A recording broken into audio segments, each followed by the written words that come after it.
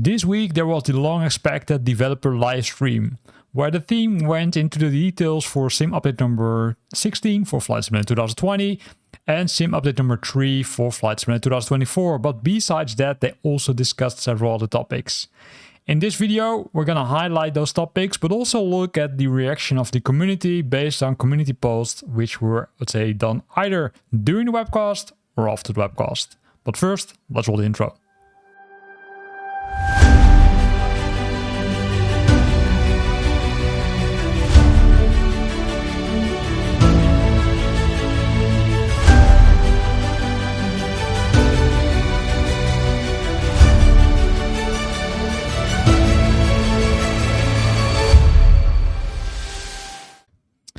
First, let's look at the official vision. The team announced that sim update number 3 for Flight Simulator 2024 as well as sim update number 16 for Flight Simulator 2020 are both targeted for release very soon, and these are big ones. Let's start with Flight Simulator 2024. It's a big update. Asobo is improving the VRAM usage. It hasn't been fixed completely, but at least you should see some improvements, and it's also confirmed by some of the community members, not all of them. There are still some ongoing fixes for the live traffic, as well as the ability to download the aircraft and airports is now available as part of sim update number 3, which was a huge request from the community as well. The working title team is bringing a laundry list of improvements: better ATC with departure altitude clearances and descending via stars, major updates for the EFB, like the payload loading, as well as the updated web flight planner with performance and fuel planning support. And if we're moving on to Flight Simulator 2020 sim update number 16, we can see a lot of interesting things. For example, there are some stability and content improvements, like backporting the memory swapping from the new sim, but also significant bug fixes for the Garmin avionics, as well as over 500 adjustments to airports and point of interest. And that last part is pretty interesting because what they did is they improved the content to be similar compared to Flight Simulator 2024, which allows them to also move on to with the, for example, World Hub. Yes, the World Hub will make its return. We don't know when, but they confirmed that it will be back. So keep an eye on the flightsimulator.com website or on my channel, because if it will relaunch, we will definitely have a look at it. In addition to that, they started to backport aircraft from Flight Simulator 2024 to 2020. Which means that the CL415 as well as the Aero Elvira Optica is now available in Flight Simulator 2020. Based on the content shared during the webcast, they're moving, let's say, 2-3 aircrafts per week to 2020, which means that there will be multiple aircrafts new to Flight Simulator 2020, which are currently only available in 2024. Looking ahead, the team is teasing some big reveals for Gamescom in August, and to be more specific, at the end of August. It's a new city update which will not take place in the US, but likely somewhere in Europe, and also the final version of the Make Good aircraft, and also they didn't share too much details about that. Expect that it will be a watercraft like an amphibious plane.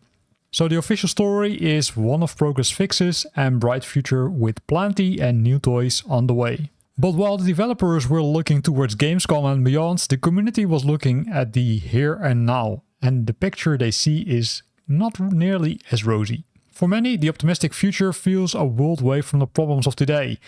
This is best summarized by this user on the official forums, who pointed out a long history of unfulfilled promises, asking if we're going to see results for bugs and features requested years ago. This brings us to the single biggest source of anger in the community right on, the in-sim marketplace, and one name in particular, mScenery. The store is flooded with what users call garbage and slop low quality aircrafts, often sold with a deceptive professional label. The community is furious, not just with the developer, but also with Asobo and Microsoft for allowing it and profiting from it. The new aircraft rental system was supposed to be the answer, a way to the try before you buy. But it was almost immediately disabled for new products due to some minor kinks. Worse, users quickly pointed out of massive loopholes. What's the stop of a developer like mScenery from simply not allowing their planes to be rented at all? Although, if I look at it, I also see some positive notes on the rental system, because it was also discussed that they might want to offer you a one-day trial where you don't need to buy anything, or pay anything I should say, and also a longer term where you can, for example, rent the aircraft for 7 days, and then the amount which you will pay for renting the aircraft will be deducted if you decide to buy the aircraft at the end. Especially that one-day trial, that's something I would be really keen on to try, because then you can try all the aircrafts and see how good the quality of the aircrafts are. Going back to the discussions on the fora, you see that the feeling of disconnect goes right to the top, right? Because especially when the head of Flight Simulator, Jörg Neumann, was asked about long delays for the updates from reputable developers, his response was perceived by the community as a complete misunderstanding of his own marketplace works, essentially blaming the third-party developers for a process that they feel is broken on the Microsoft's end. Remember that a few web streams ago, they mentioned that they would move the quality assurance process to the third-party developers, so things will be quicker, available in the marketplace. I think that's still something which they need to work on, because likely it doesn't work as good as they expected. Because I don't see a lot of new things, especially a lot of older aircrafts being ported to Flight Simulator 2024.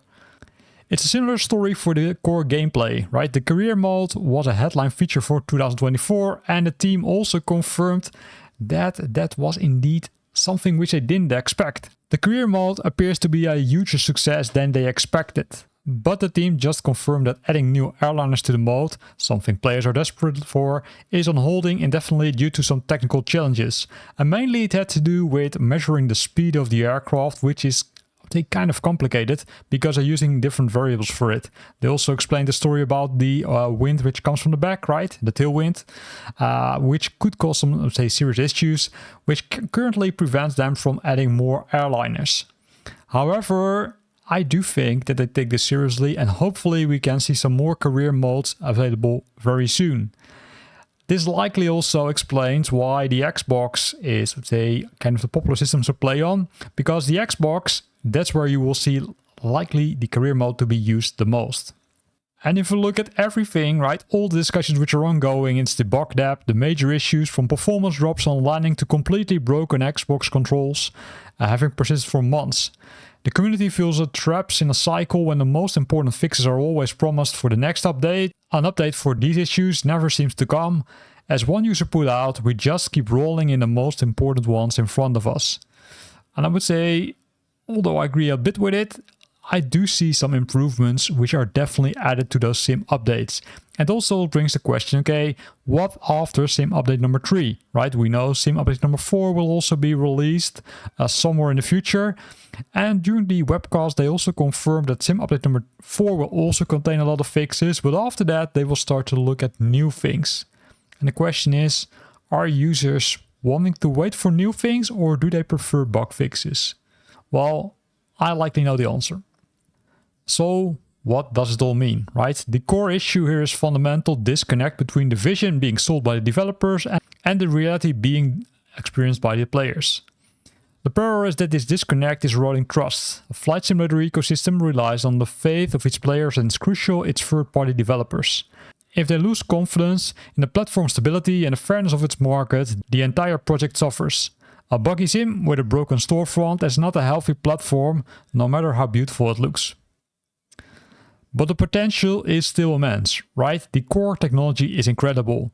The VRAM improvements are coming, and it will solve several issues, and they also confirmed and committed to look on this further to improve it even further in future updates. Also, besides that, there's still the commitment for the 2020 user base, which is still huge. And they understand the value of their entire community also. That's what they confirmed in the webcast. The question now is whether Microsoft and Asobo can bridge this gap. Can they pause the relentless push for new things long enough to pay down the bug debt and fix the foundations of their own marketplace? And I think the marketplace is just one of them, right? The future of the most ambitious flight simulator ever made may very well depend on that answer. What do you think? Is the team on the right track, or is the community right to be concerned? Let me know your thoughts in the comments below. Thanks for watching. If you enjoyed this deep dive, please hit the like button and subscribe for more in-depth sim analysis. Fly safe, and I hope to see you back next time.